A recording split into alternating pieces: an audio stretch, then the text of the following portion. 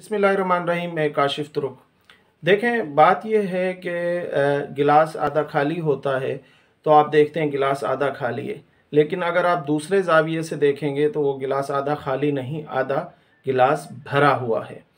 दूसरी बात कि हाथी जो है वो शेर से ताकत में, वज़न में मतलब बहुत गुना ज़्यादा होता है, और अगर वो एक अपनी पिछाड़ उसे लगाए अपनी सूंड से तो पता नहीं कहाँ जाकर वो गिरेगा।